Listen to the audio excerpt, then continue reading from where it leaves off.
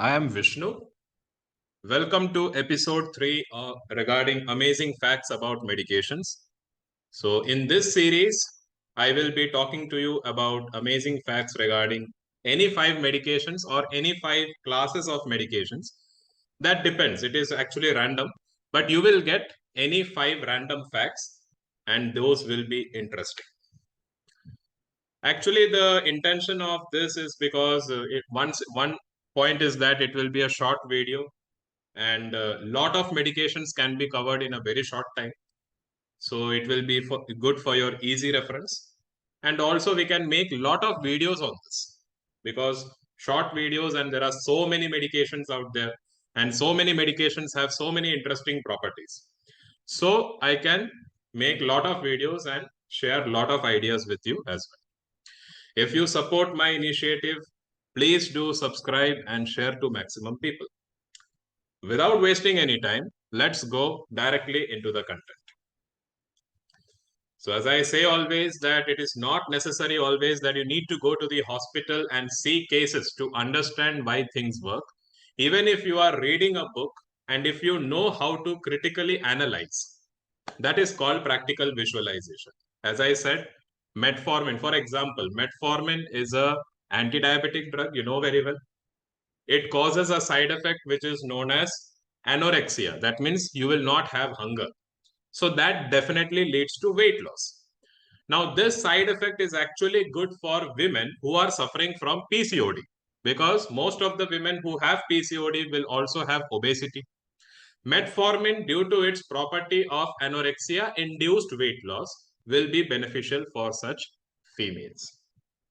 So this is how we practically visualize things as well. It's not necessary that I go to the hospital or maybe to the clinic and see a female who is suffering from PCOD and is obese and is being given metformin, which has caused weight loss in her. Just by reading the theory, we correlate the dots and make the conclusions. But obviously, correlating or connecting the dots is not easy. It takes a lot of time. But I can promise you that if you go in that path, pharmacology, pharmacy practice, the study of medicines will be literally very easy. This is something that I have introduced and I'll be introducing in all my slides from now on. Always have a habit of making your own notes. I am not bothered whether you are a rank holder. I am not bothered whether you are a distinction holder. I am not bothered how much you remember when you directly read from the book. But if you have a habit of making your own scribbles or own notes, there are 5 benefits. Number 1, your memory power will improve. Because when you make your own note, that means you are reading something and writing in your own words. When you are writing in your own words, you will do that only when you understand what is written in the book. So that means your memory power will improve. Your handwriting improves. Most of you who are students and you write lengthy answers in the exams, obviously when the answer becomes lengthy, you don't have a habit of writing, so you will write in a hurry and your handwriting becomes bad. Because your handwriting is also very important. It reflects your personality. It reflects your presentation skill to the other people. So your handwriting will also improve as you keep on writing notes. Your writing speed will also improve. This is actually good for students who find difficulty on finishing answers in time. This has been my situation also to some extent, because especially because I am a left-hander, so I will be much more slow in writing. But if you talk in a generalized perspective also, the more you write, the more your wrist becomes accustomed to writing. So when you are attending exams and you are writing lengthy answers, you will definitely not face struggles in finishing them. In fact, you will finish them way ahead of time because you have the habit of making your own notes. Your knowledge regarding the topic enhances. Why? Because you have understood what is written in a book or in a website or in an article, and you have written in your own words. So definitely your conceptual knowledge will improve. And definitely please remember, if you have a habit of making your own notes, you will make amazing PowerPoints. You will make amazing Word documents also. Why? Because when you make your own notes, it is written in the form of a handwriting. You will be making points, subheadings, etc. The same thing you will convert into PowerPoints as well. The same thing you will convert into Word document as well. So your presentation skill will also improve, and your PowerPoint will communicate things to people better. And definitely your communication skill will also improve. So please make a habit of making your own notes. Instill this habit, because this habit is amazing. It works for me, and I believe it will definitely work for you. So let's come to the first topic, that is Dale's phenomenon. I will also come to vasomotor reversal of Dale. So epinephrine, you know very well, it is adrenaline. When adrenaline is administered to a living body, initially alpha 1 receptor gets activated. So alpha 1 receptor, when it gets activated, the blood pressure will increase. Why? Because alpha 1 receptor is associated with release of noradrenaline. So noradrenaline increases your blood pressure. Later, after some time, the alpha 1 receptor becomes suppressed and beta 2 receptor gets activated.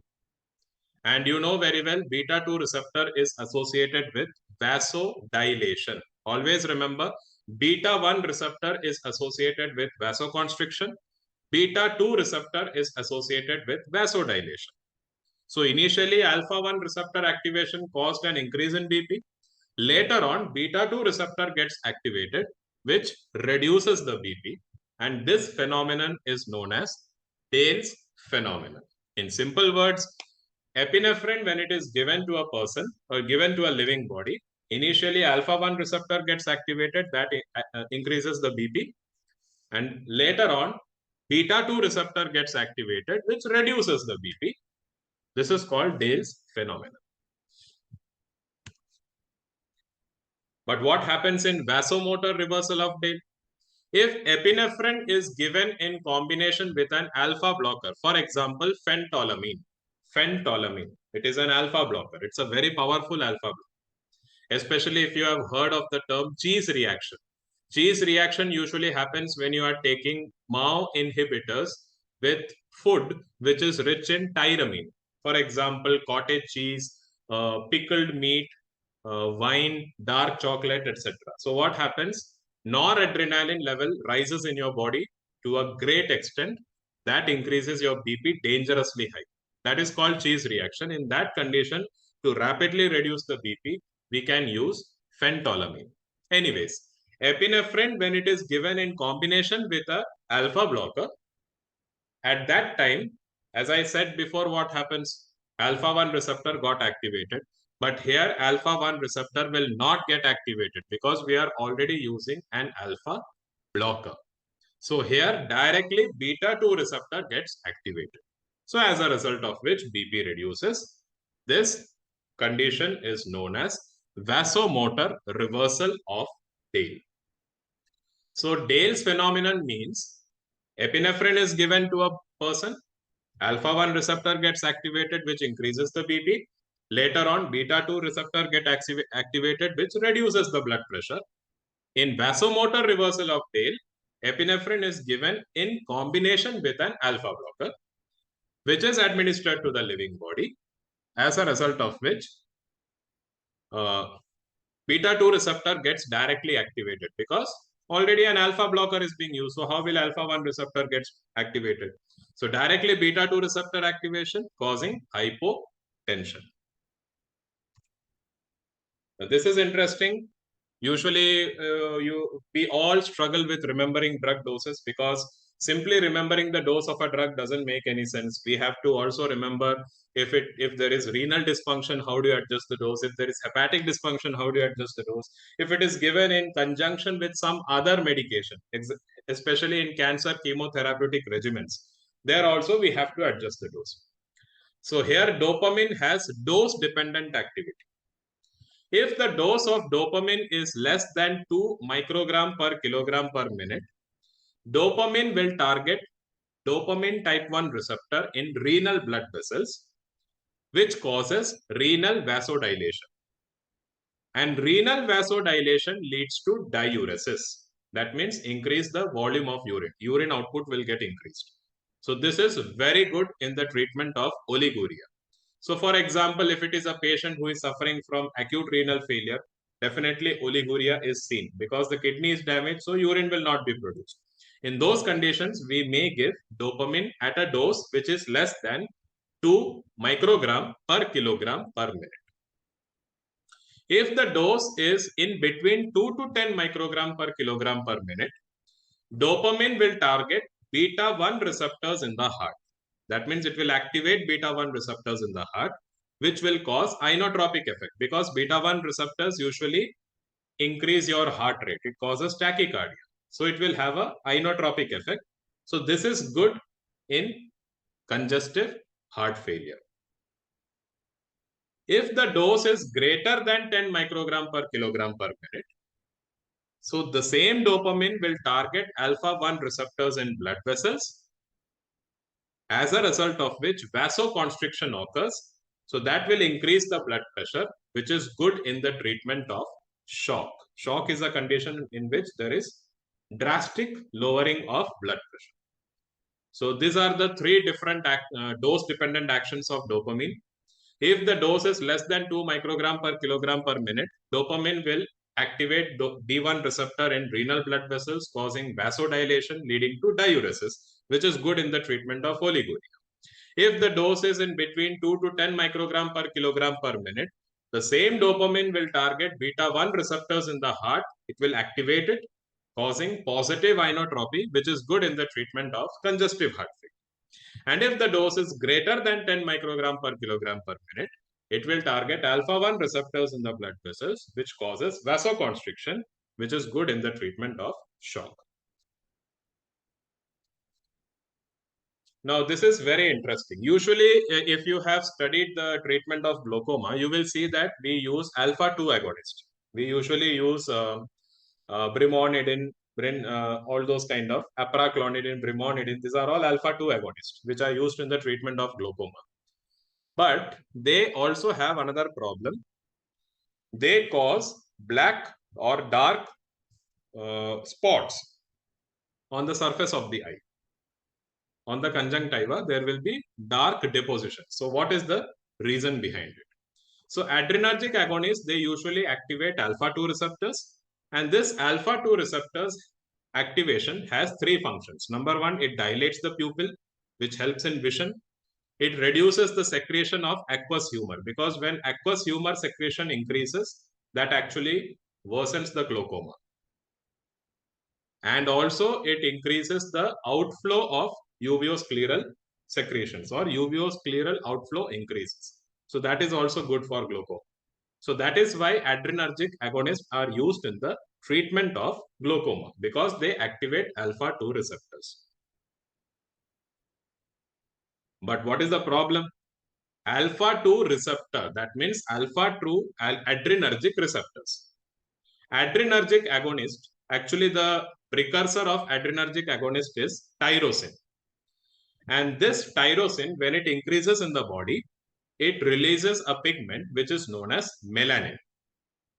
And obviously, you know very well that in India, the risk of skin cancer is so low because most of us are of wheatish or dark complexion because of melanin that actually protects the skin from the harmful sun rays.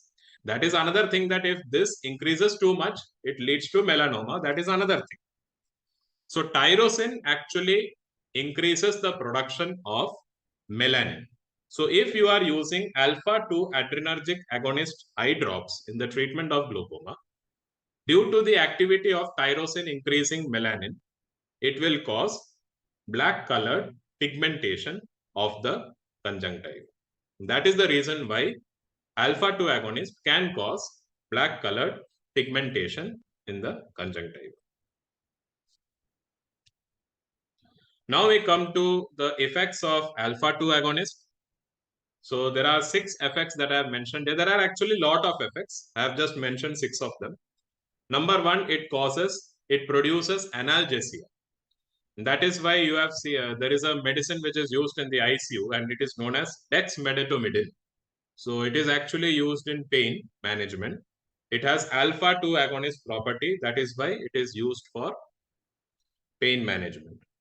And also they have sedative properties. So if you are taking alpha 2 agonist, be prepared to be sedated, because alpha 2 receptors, when they get activated, they increase sedation. So it can cause drowsiness, fatigue, and all these things also. Anxiolysis. Lysis means breakdown. Anxio means anxiety. So obviously you are sedated means your brain activity has reduced. And when brain activity reduces means anxiety also gets reduced. Because anxiety only happens when your brain activity is super high.